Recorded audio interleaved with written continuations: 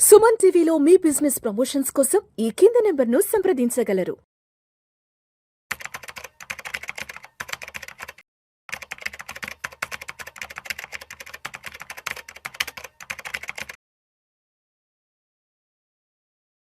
Sir నమస్తే sir, తుమ్మా Balaraj గారు. నమస్తే అండి.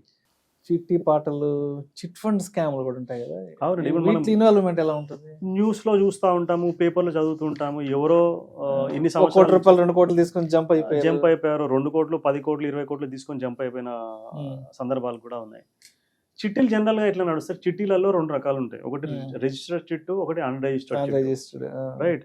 చాలా మంది రిజిస్టర్డ్ చిట్ త్రూ ప్రాబ్లం లేదు, ఎందుకంటే ఒక ఇన్స్టిట్యూషన్ ఉంది, ఆర్గనైజేషన్ ఇన్స్టిట్యూషన్ ఉన్నది, ఇబ్బంది లేదు. అన్రిజిస్టర్డ్ చిట్స్ ఏమైతే ఉంటాయి అక్కడ ప్రాబ్లం. ఈ చుట్టుపక్కల వాళ్ళు, మన ఫ్రెండ్స్ రిలేటివ్స్, కొంచెం ఆ ఏరియాలో పలుకుబడి ఉన్న వాళ్ళు, వీళ్ళు అన్రిజిస్టర్డ్ చిట్స్ వేసుకుంటా ఉంటారు.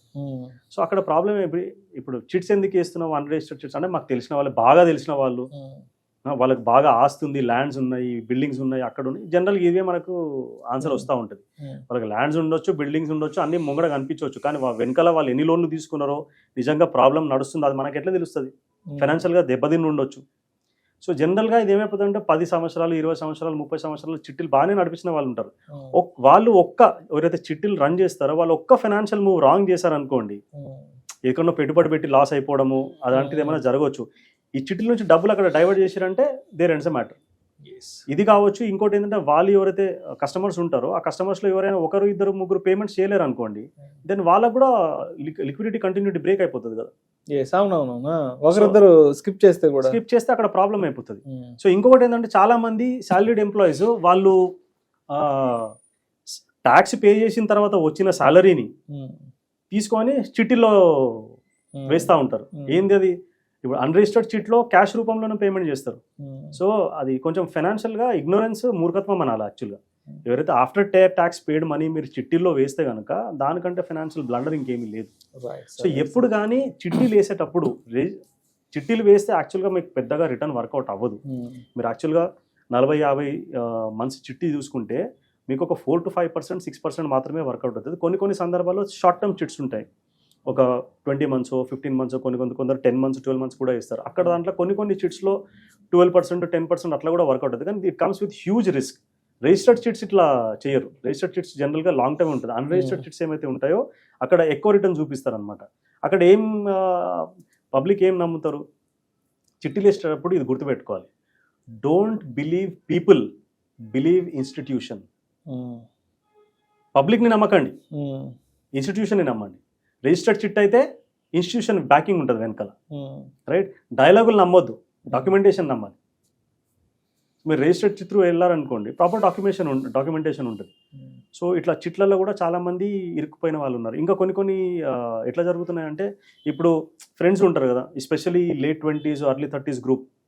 సో ఫ్రెండ్స్ ఉంటారు కదా, అందులో ఫ్రెండ్స్ గ్రూప్ బాగా ఉంటే చిట్టీలు స్టార్ట్ చేస్తాడు, చెప్తాడు అరే నేను చిట్ స్టార్ట్ చేస్తున్నాను. ఇప్పుడు ఫ్రెండ్స్కి కూడా ఏముంటుంది, అరే ఫ్రెండే కదా హెల్ప్ చేద్దాము, మనోడే కదా పైకి తీసుకెళ్దాము అని చెప్పేసి ఒక ఆలోచన, మంచి ఆలోచన అది. అయితే ఫ్రెండ్స్ దగ్గర నుంచి డబ్బులు తీసుకొని ఒక 2 months 3 months 4 months బాగానే చిట్టీలు నడిపించి ఇచ్చేసేసి డబ్బులు జమ చేసుకొని షటర్ డౌన్ చేసిన సందర్భాలు కూడా చాలా ఉన్నాయన్నమాట. So we have to be very careful when we are putting chits. And unregistered చిట్స్లో డబ్బులు మనకు పోయినప్పుడు ఎక్కడ పోయి కంప్లైంట్ చేస్తాం? అంతే కదా, పోలీస్ స్టేషన్లో కూడా కంప్లైంట్ చేయలేము, ఎందుకంటే క్యాష్ త్రూ పేమెంట్ చేసినప్పుడు actually it is illegal to pay money. Cash proof లేదు, క్యాష్లో పేమెంట్ అసలు చేయకూడదు. 20,000 కంటే కూడా ఎక్కువ అసలు క్యాష్లో పేమెంట్ చేయడానికి లేదు. ఇన్కమ్ ట్యాక్స్ రూల్ ప్రకారం it's illegal. Right. Thank you sir, thank you so much Thumma Balaraj garu. చాలా సుదీర్ఘమైన సమయం తీసుకొని మన ఆడియన్స్ని ఎడ్యుకేట్ చేయడానికి, ప్రస్తుతం ఉన్న సమాజంలో ఈ ఆన్లైన్ ద్వారా, ఈ డిజిటల్ మీడియా ద్వారా, అదేవిధంగా ఇప్పుడున్న టెక్నాలజీని ఉపయోగించుకొని అసలు ఈ స్కామర్స్ అనేవాళ్ళు పబ్లిక్ని ఎలా భయపెడుతున్నారు, ఎలా దోచుకుంటున్నారు ఏంటనే ఇటువంటి అన్ని రకాల విషయాన్ని ఒక లేమ్యాన్కి కూడా అర్థమయ్యే విధంగా చాలా సరళమైన భాషలో మన సుమన్ టీవీ ప్రేక్షకులకు ఈ విష్ణు టాక్స్ ద్వారా అందించగలిగారు sir. Thank you so much Balaraj garu. ఒక్క రిక్వెస్ట్ అండి, మీరు సాధ్యమైనంత వరకు ఇవి మీ ఫ్యామిలీతో డిస్కస్ చేయండి, ఫార్వర్డ్ చేయండి. ఎందుకంటే ఈ మధ్య కాలంలో చాలా స్కామ్స్ జరుగుతూ ఉన్నాయి.